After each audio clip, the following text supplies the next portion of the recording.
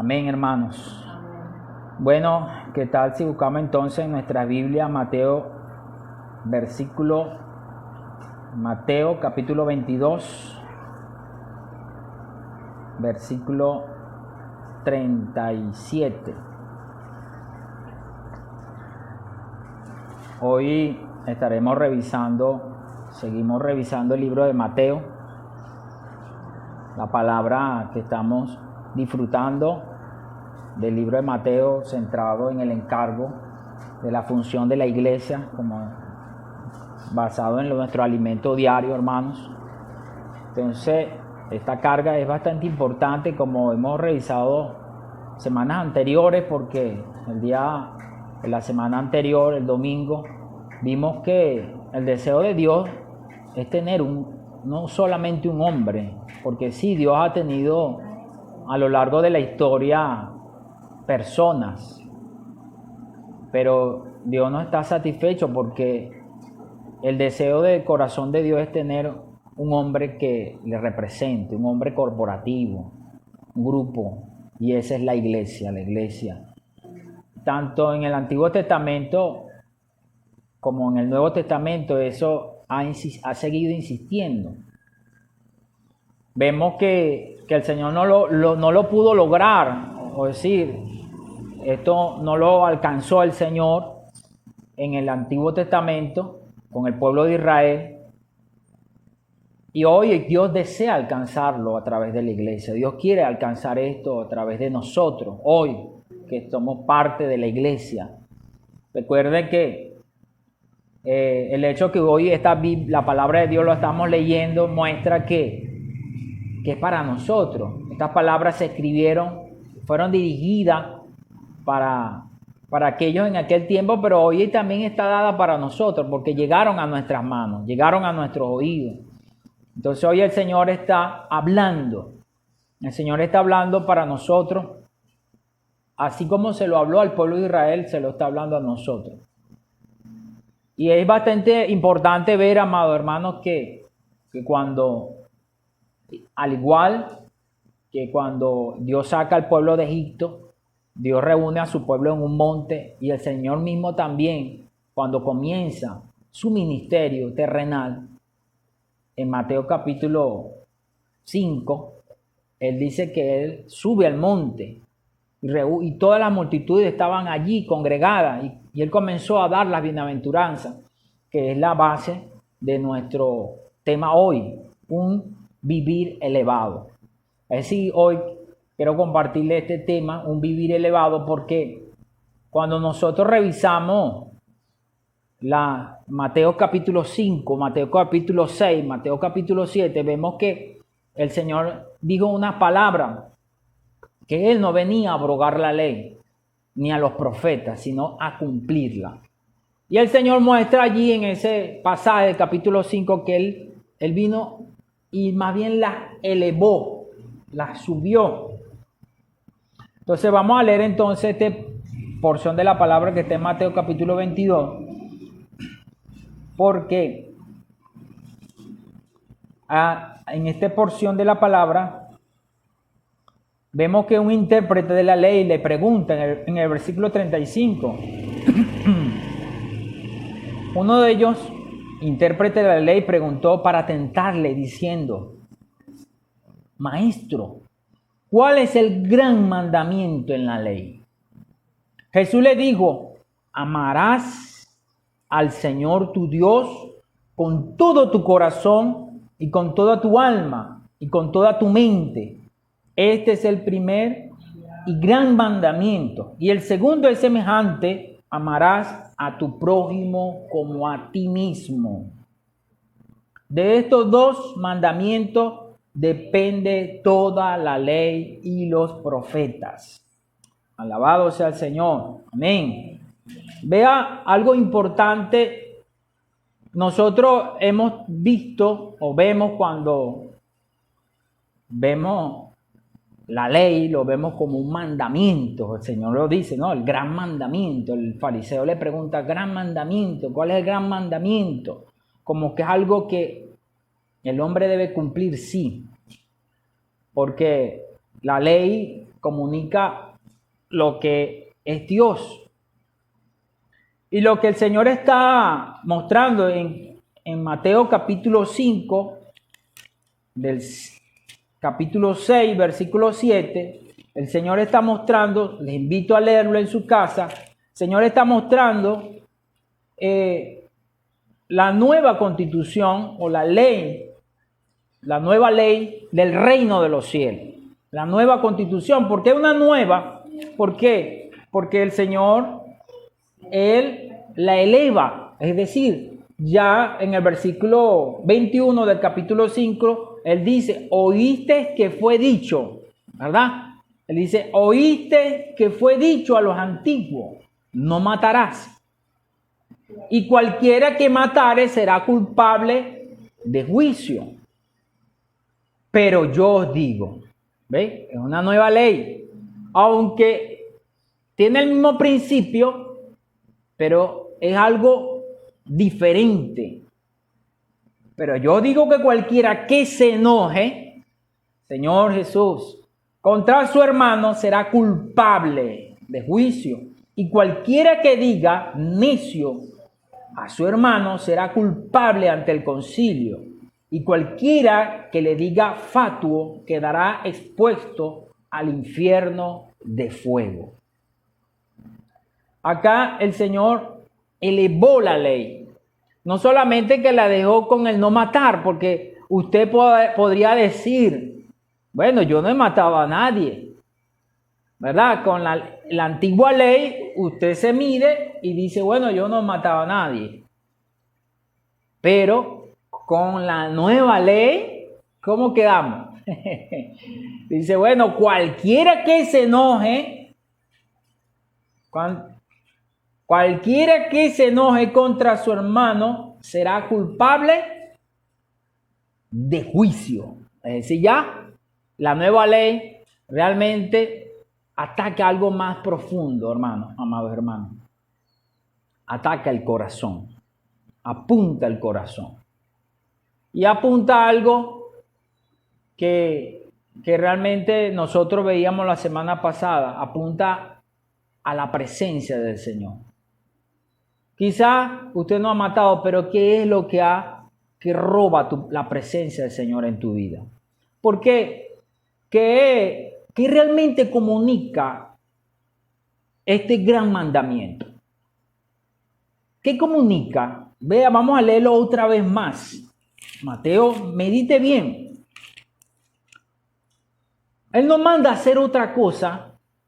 Mateo 22, 37. ¿Qué tal si lo leemos todos juntos?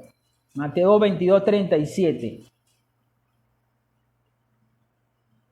Jesús le dijo, amarás al Señor tu Dios con todo tu corazón, con toda tu alma y con toda tu mente. Este es el primero y gran mandamiento. ¿Qué comunica este gran mandamiento? Realmente el Señor nos está pidiendo aquí un sacrificio. Aquí el Señor nos está diciendo que hagamos algo. Algo como decir que bueno, que cargues un peso de un lado a otro.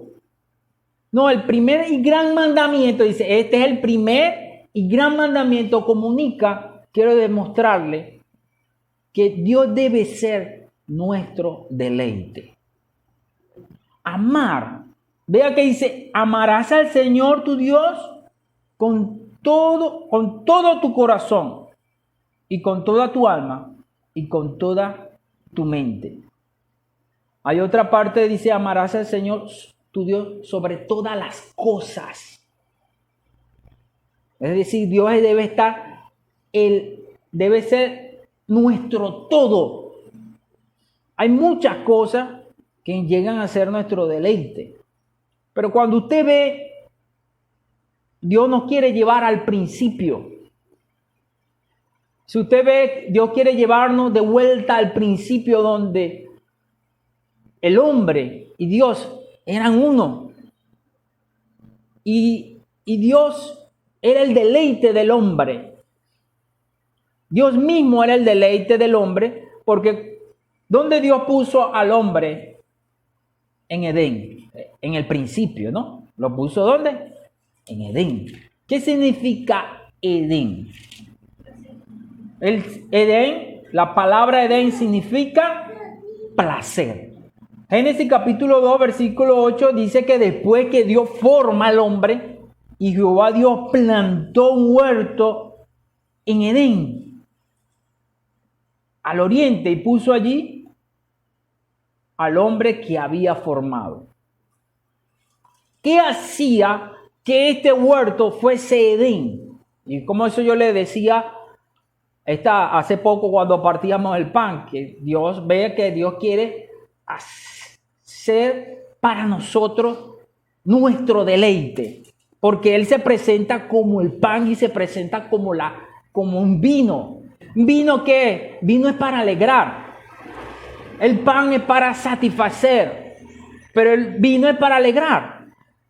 Entonces el Señor muestra ese mismo principio desde Génesis hasta Apocalipsis. Con lo último de Apocalipsis dice: el que tenga sed, venga y beba. ¿No dice así el libro de Apocalipsis? Vea que Génesis comienza con comer y termina con comer. ¿Y qué es comer? Deleite. Apocalipsis capítulo 22. Señor Jesús.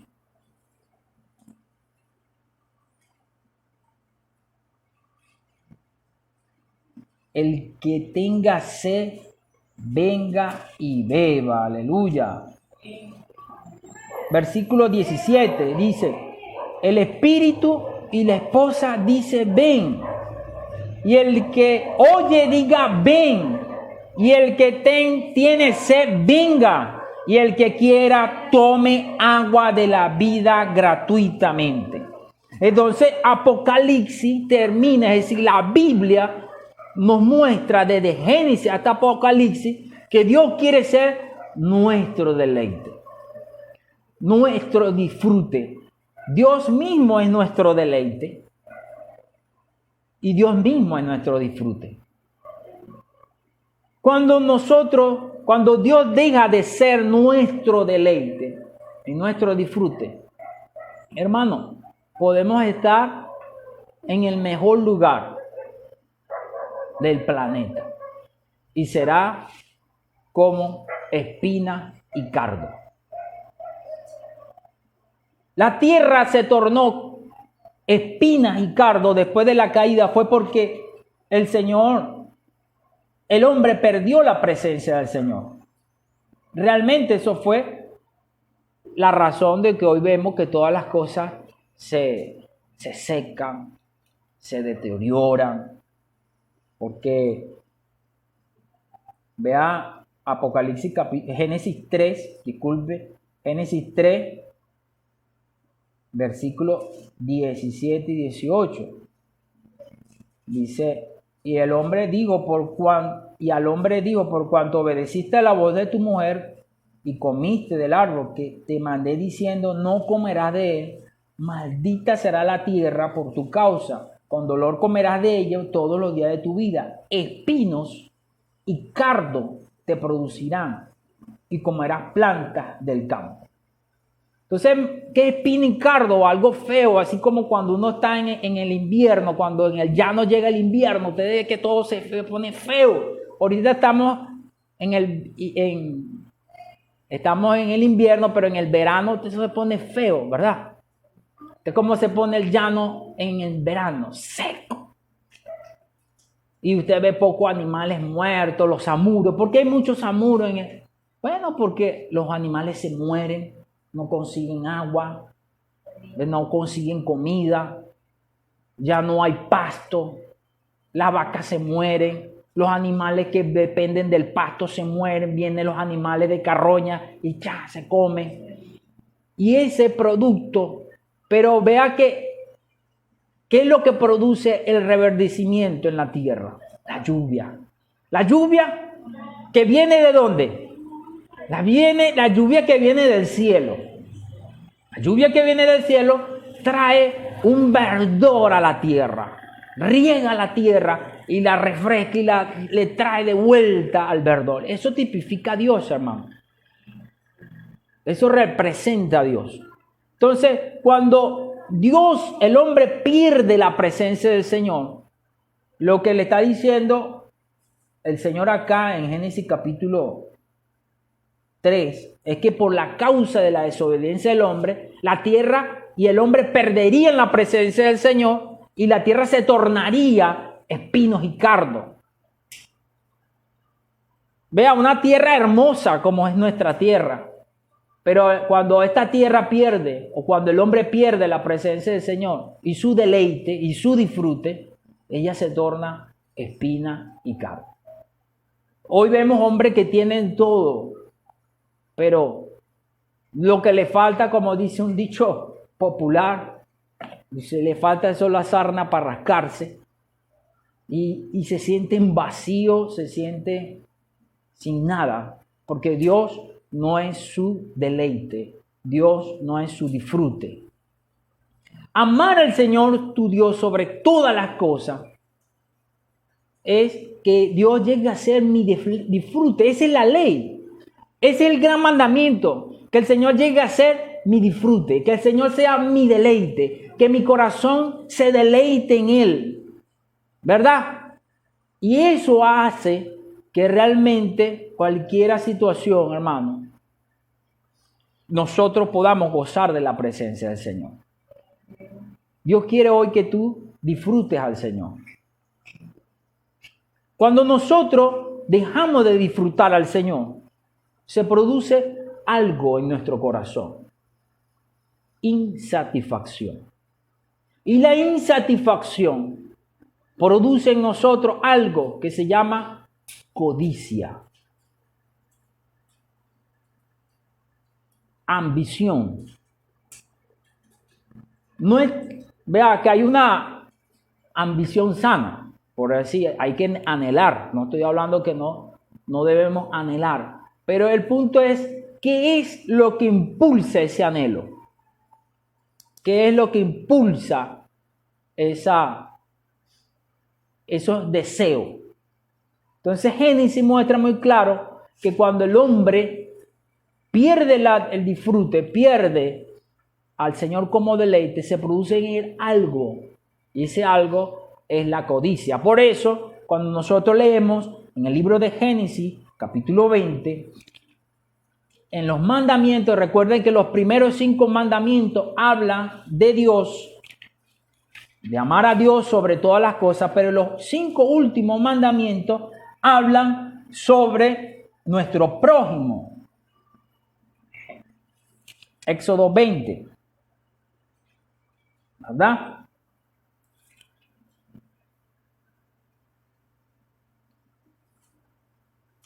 No matar. ¿A quién está hablando? De Dios. No, tú no puedes matar a Dios. Versículo 13. No cometerás adulterio. ¿De qué está hablando? Versículo 14. Está hablando de nuestro prójimo. No hurtarás. ¿A quién hurta? Tú no puedes robarle a Dios, pero tú le hurtas al prójimo. No hablarás contra tu prójimo falso testimonio. Está hablando contra el prójimo. Entonces, estos mandamientos: no matarás, no cometerás adulterio, no hurtarás, no hablarás, no codiciarás.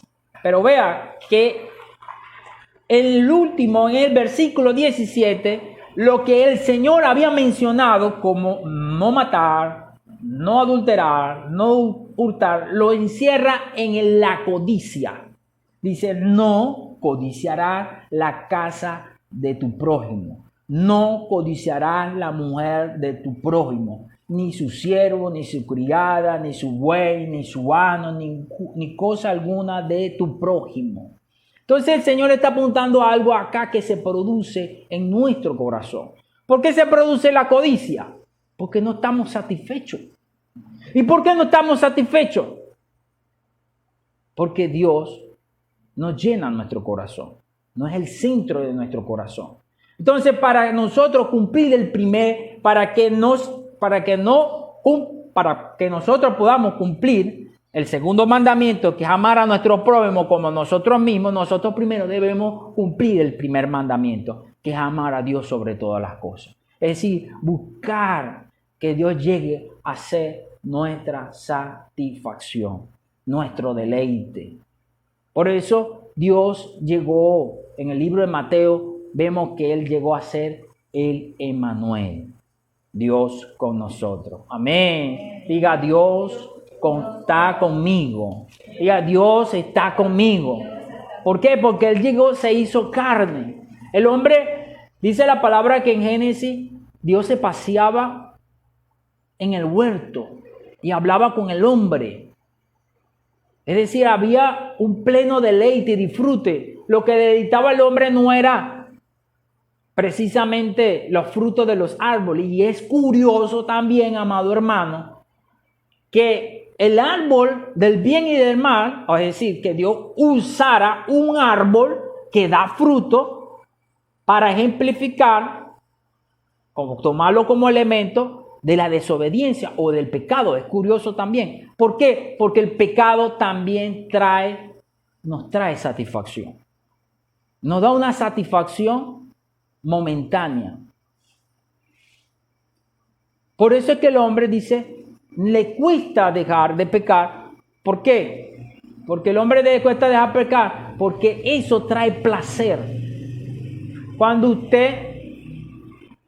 el hombre peca, eso genera placer. El placer no solamente en su carne, pero también en su alma, porque pero eso no es la satisfacción que llena. Por eso él sigue en un círculo vicioso. Por eso el Señor le dijo a la mujer samaritana, esta agua, del que beba de esta agua, volverá a tener sed. Mas del agua que yo le daré será en él una fuente que salte para vida eterna. Entonces el pecado nos lleva a estar en un círculo de insatisfacción y un círculo de pecar.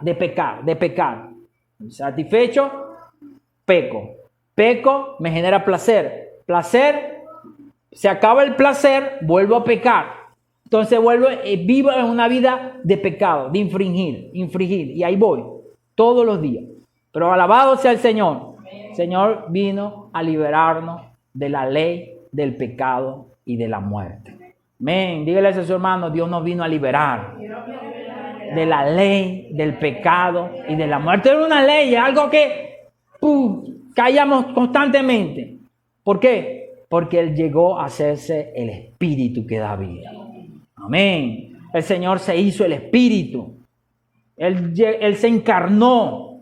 Él trajo la presencia. Por eso ve que cuando el Señor Dios estuvo en la tierra, en la persona de Jesús, la gente estaba contenta, estaba disfrutando del Señor, de su presencia.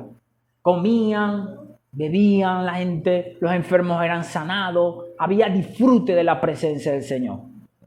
Pero cuando nosotros perdemos esa presencia, realmente, amados hermanos, podremos estar en cualquier lugar. Aún, les digo, hermanos, podemos estar en la iglesia más grande, en los lugares más esplendorosos, y usted se sentirá vacío. Volverá a su casa seco. Porque lo que da sentido al hombre y al creyente no es lo externo, es Dios. Es el Señor como el Espíritu. Por eso la Biblia dice que donde está el Espíritu del Señor, amén, dígale eso a su hermano, donde está el Espíritu del Señor, allí hay libertad. Es decir, el Espíritu es lo que hace, porque es el Señor. Por eso hoy nos reunimos. Él dijo, donde estén 2 o 3 congregados en mi nombre, allí estaré yo en medio de ellos. Es decir, lo que le da sentido a nuestro vivir de iglesia, lo que da sentido a nuestra vida cristiana, no son las cosas externas, es Dios. Dios mismo como la fuente de satisfacción y placer. Bueno, podríamos decir, bueno, hermano, pero ¿será entonces que no puedo trabajar?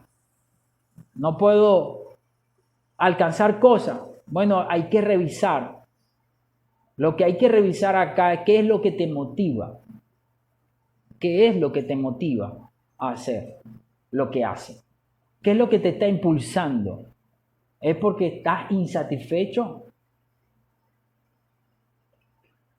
¿O porque lo necesitas? Porque hay dos cosas. Yo necesito.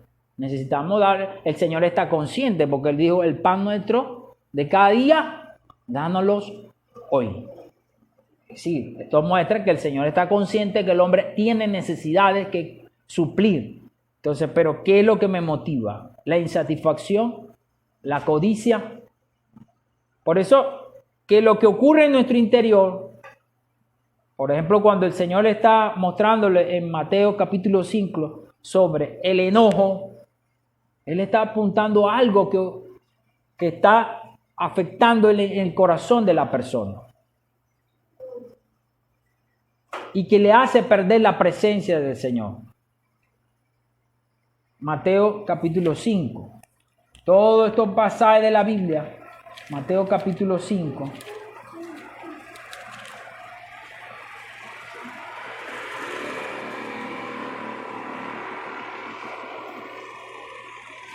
Desde el 21 al 26 dice, oíste fue que fue dicho a los antiguos, no matarás. Cualquiera que matare será culpable de juicio. Pero yo os digo que cualquiera que se enoje contra su hermano será culpable de juicio. Cualquiera que diga necio a su hermano será culpable ante el concilio. Y cualquiera que le diga fatuo quedará expuesto al infierno de fuego. Por tanto, si traes tu ofrenda al altar y allí te acuerdes que tu hermano tiene algo contra ti, deja allí tu ofrenda delante del altar. Anda, reconcíliate primero con tu hermano y entonces ven y presenta tu ofrenda.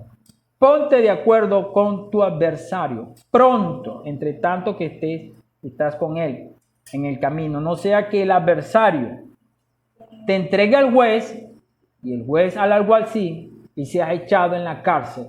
De cierto te digo que no saldrás de allí hasta que pagues el último cuadrante.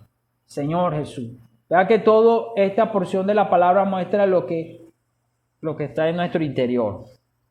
Necesitamos ver, hermano, a veces qué es lo que está robando la presencia del Señor en nuestra vida, nuestro disfrute. Puede ser que tenga razón, estemos en la razón, pero si nuestra razón nos hace perder la presencia de Dios, realmente no vale la pena. Ya es bastante, hermano, que el hombre viva enfermo, ¿verdad? Ya es bastante terrible que el hombre viva sin dinero, ¿verdad? Ya es bastante que vivamos con problemas, pero más terrible es vivir sin la presencia de Dios, es perder a Dios. Porque el cielo y la presencia de Dios, la presencia del Señor es nuestro cielo. Por eso el salmista dijo, en tu presencia, amén, en tu presencia hay plenitud de gozo. Hoy nosotros necesitamos aprender a disfrutar la presencia del Señor. ¿Cuántos de nosotros, amados hermanos, realmente hemos aprendido a disfrutar la presencia del Señor? Salmo 16, versículo 11. Dice, me mostrarás la senda de la vida. Amén. En tu presencia hay plenitud de gozo. Delicias a tu diestra para siempre. Amén. Me mostrará la senda de la vida. En tu presencia hay plenitud de gozo. Amén. Delicias a tu diestra para siempre. ¿No es cierto? Por eso le pregunté al principio, ¿cómo se sintieron? Ustedes dijeron bien. ¿Cierto que usted siente gozo?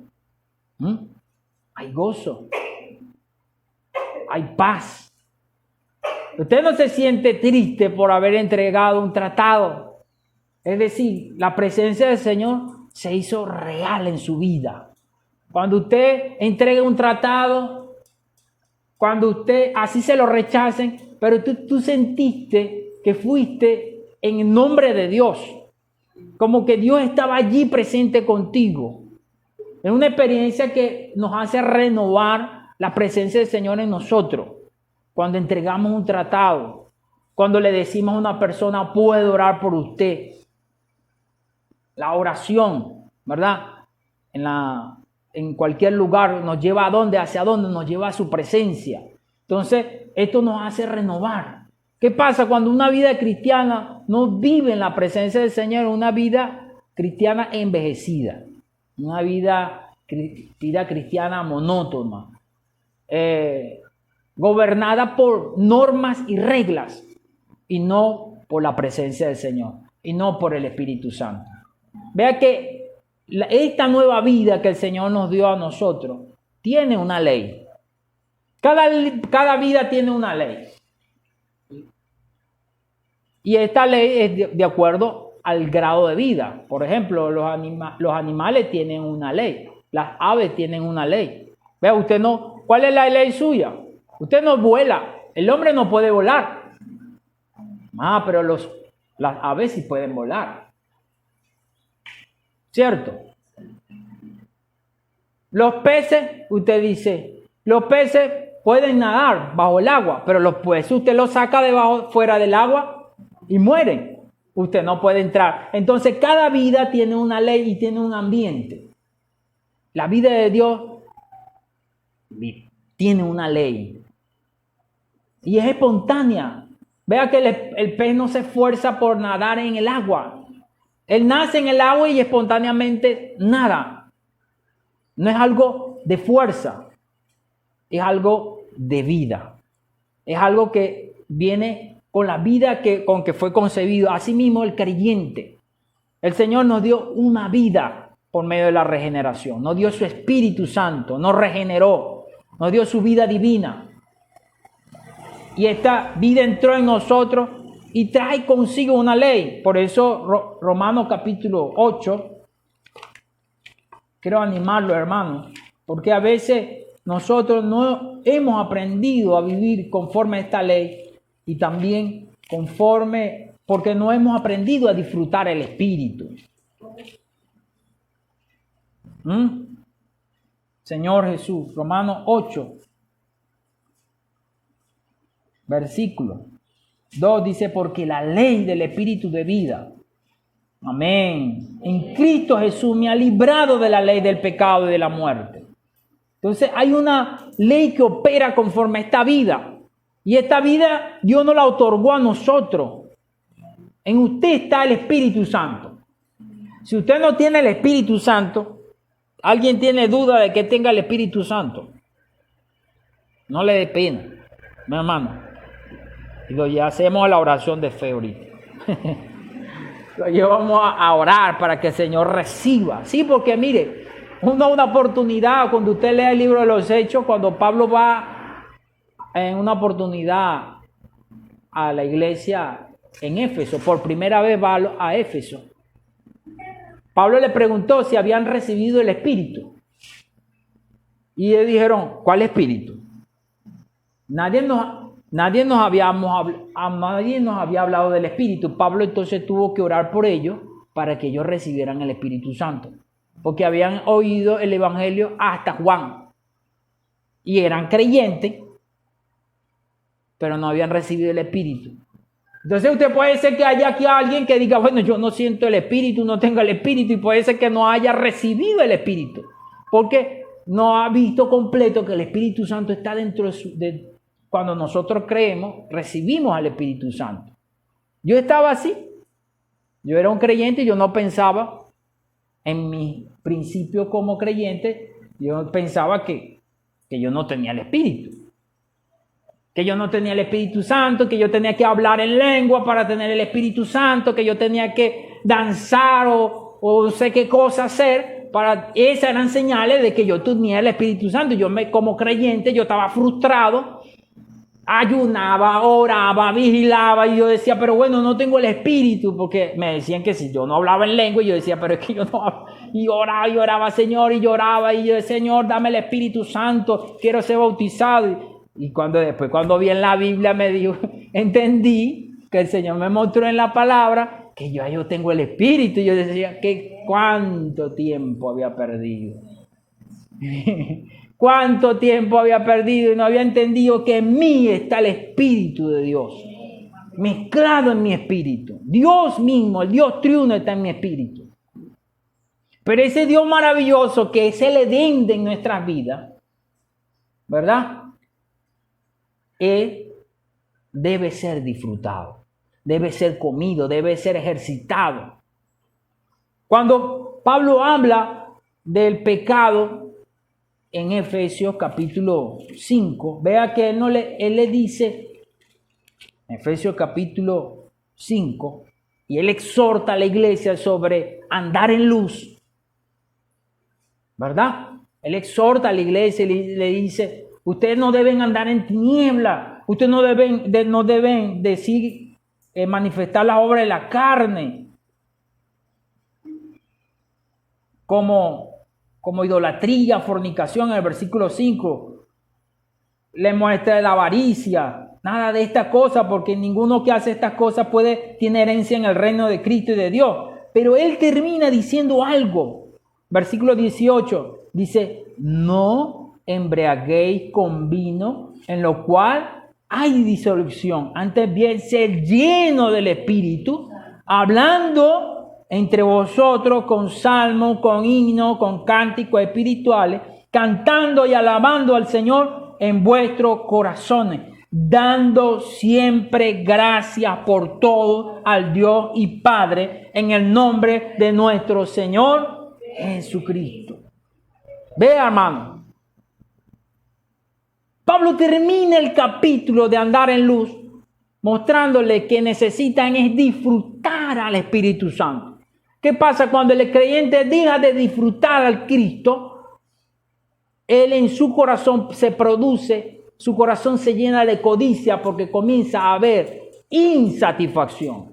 Como ya Dios no es su deleite, como ya no ama al Señor sobre todas las cosas, como Dios no lo llena, no lo satisface, comienza a surgir en el corazón insatisfacción. Y comienza a haber codicia, comienza a haber ambición y comienza a haber pecado.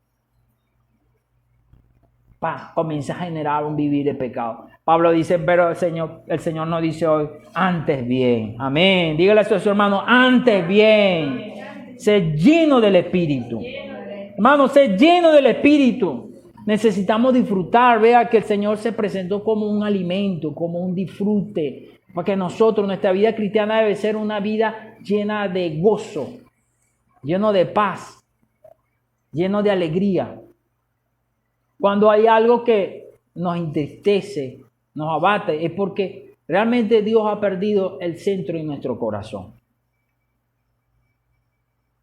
Cuando eso es lo que atraía al Señor, eso es lo que hace a la iglesia atrayente, algo distinto. Hoy vemos que el mundo es como un gran desierto, lleno de espinos, de carno, pero la iglesia es el lugar donde está la presencia del Señor. Aquí está la presencia del Señor en tu vida. Dios está en ti. Amén. Dígale a su hermano, Dios está en ti. Necesitamos disfrutar la presencia del Señor. El Señor Jesús le dijo a sus discípulos que Él vendría como el Espíritu y haría morada en nosotros. Amén. Juan 14. Señor Jesús.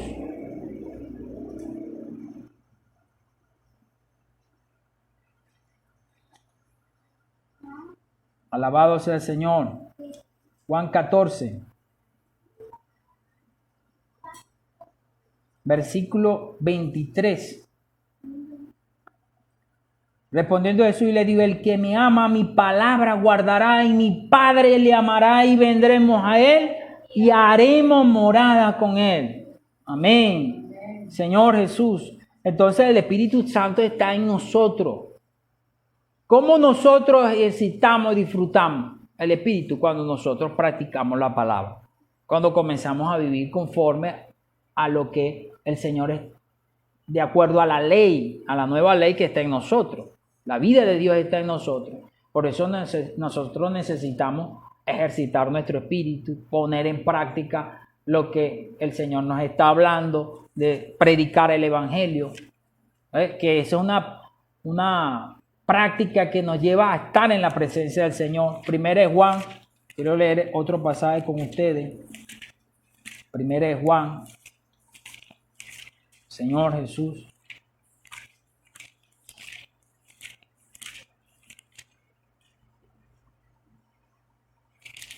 Señor Jesús.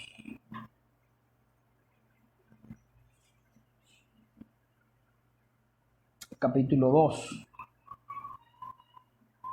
A ver.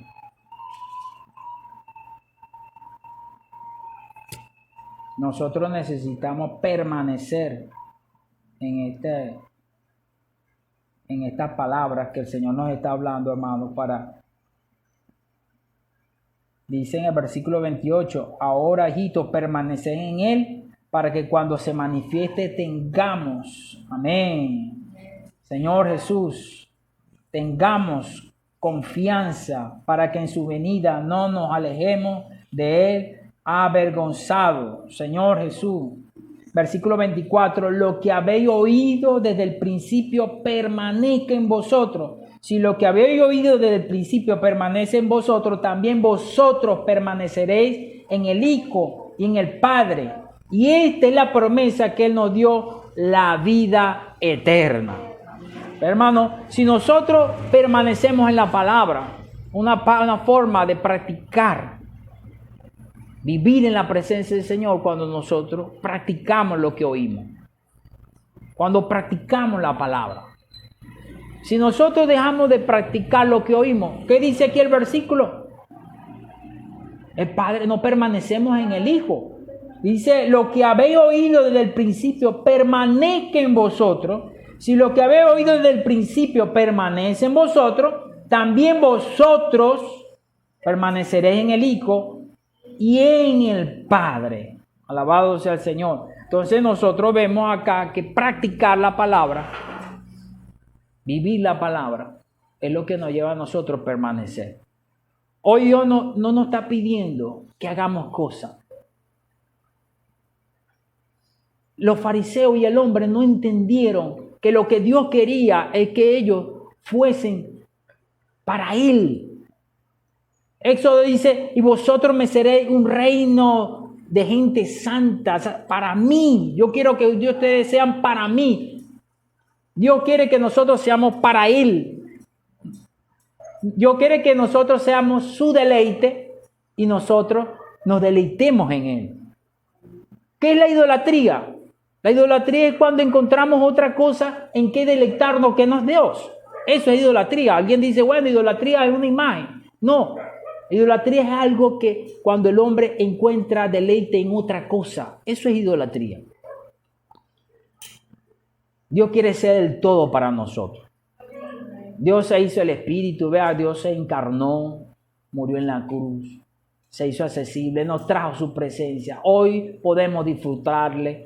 Hoy podemos invocar su nombre. Hoy podemos realmente gozar de su presencia al orar. Amén. Al tomar su palabra.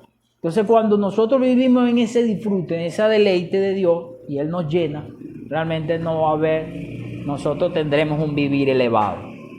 ¿Por qué un vivir elevado? Porque es algo espontáneo. No va a ser algo esforzado. Va a ser algo espontáneo. Vea, cuando el Señor habla de los frutos del Espíritu, lo habla como fruto, como algo que sale de manera espontánea, ¿verdad? Ve, usted no ve a la mata pariendo. No. La mata espontáneamente se siembra y usted la riega, usted le da comida, la cuida, allí le da comida dándole abono, ¿no? Y espontáneamente ella da fruto. Mira como dice Gálatas capítulo 5. Más el fruto. Cuando habla de lo que produce el disfrute del Espíritu Santo en nosotros. Más el fruto, vea. Más el fruto de quién? Del esfuerzo. De mi de mi compromiso, de mi voluntad, de mi alma. No dice más el fruto. Léalo conmigo más. Gálatas capítulo 5, versículo 22. Más el fruto del Espíritu es amor. Hermano, es el fruto. Ese fruto no está en usted, está en el Espíritu. Más el fruto del gozo. Más el fruto del Espíritu es amor, gozo, paz, paciencia, benignidad, bondad, fe, mansedumbre, templanza. Contra tales cosas no hay ley, porque es decir, Pablo le está diciendo, estos frutos del Espíritu son superior a la ley mosaica. No es que no vamos a cumplir la ley, no, sino que porque los Gálatas estaban empeñados en cumplir la ley. Pero los frutos del Espíritu es superior a la ley mosaica. Es lo mismo que, ¿por qué? Porque quien ama, ¿verdad? El fruto del amor, dice 1 Corintios 3, todo lo puede. El amor todo lo soporta. El amor todo lo cree. Es decir, es superior a todas las cosas. Por eso disfrutemos al Espíritu Santo. Hoy el Señor quiere entendamos qué es la vida de cristiano. La vida cristiana es una vida de disfrute, una vida de deleite, de deleitarnos. La palabra de Dios debe dejar de ser simplemente un libro, debe ser nuestro pan. ¿Cuándo es un pan, hermano? Vea, yo digo, yo soy el pan. El Señor dijo, yo soy el pan que descendió del cielo. El Señor nunca dijo, yo soy el rey. Ahora ustedes me obedecen. ¿Dijo eso? No, él dijo, yo soy el pan que descendió del cielo. El que me come, él también vivirá por mí. ¿Qué pasa? Es que nosotros vemos esto como una exigencia y hemos perdido disfrutar a Dios. Y cuando dejamos de disfrutar a Dios, entonces claro, la gente va a decir, no, yo no quiero ser. Y también entonces queremos que los demás cumplan. Cuando nosotros no cumplimos, entonces nos sentimos orgullosos porque decimos, yo sí hago y tú no. Pero esto es el pan. La Biblia, la palabra de Dios, las reuniones, debe ser una fiesta. Es decir, yo no debo venir, ay, otra vez, hoy es que domingo, ay, no.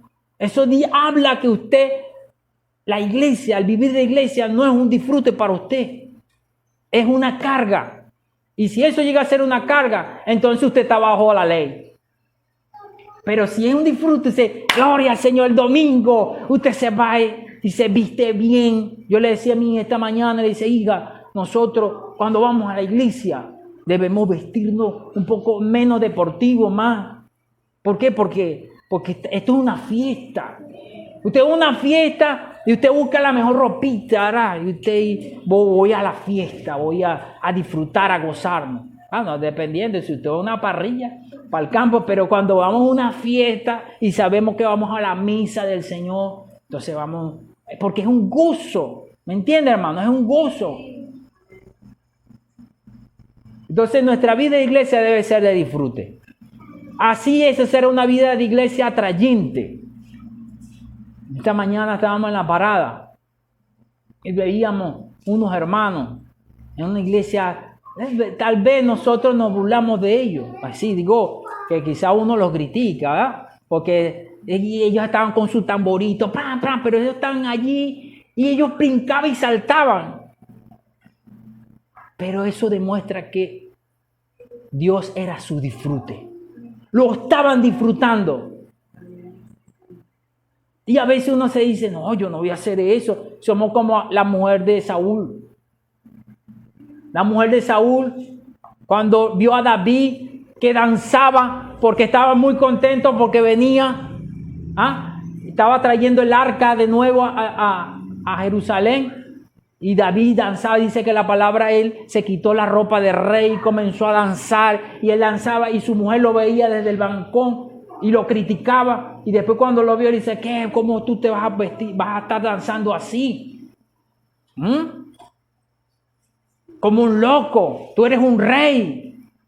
Y él le dijo, ¿cómo no me voy a alegrar si el arca de Dios viene para acá? ¿Cómo nosotros no vamos a alegrar si venimos a la casa de Dios? ¿Cómo no vamos a alegrar si tenemos la palabra de Dios, hermano? ¿Cómo no nos vamos a alegrar si tenemos al Espíritu? Al Dios todo inclusivo. Pero a veces ve que es verdad que todo lo vemos así como, como una carga. Es porque no hemos aprendido a ejercitar nuestro espíritu. Oh, Señor Jesús, hemos perdido la presencia del Señor. Cuando perdemos la presencia del Señor, se torna todo seco, en desolación. Cuando el pueblo de Israel perdió la presencia del Señor, dice que en Ezequiel 36 que la presencia del Señor se fue. Todo se tornó seco, hermano, en desolación. Vino el juicio de Dios, porque es que cuando la presencia del Señor es quitada, todo se torna caos. Oh, pero cuando tenemos la presencia del Señor, hay plenitud de gozo. Señor Jesús, si hemos perdido la presencia del Señor, hermano, digamos, Señor, vuélveme tu presencia, no quites de mí tu presencia, ayúdame a tener tu presencia. Yo quiero tener gozo, porque una de las características de tener la presencia del Señor es el gozo. Si usted no está gozoso, usted no tiene la presencia del Señor. Salmo 51 dice, David, con el pecado hizo que la presencia del Señor perdiese, y él le dijo, vuélveme. Amén.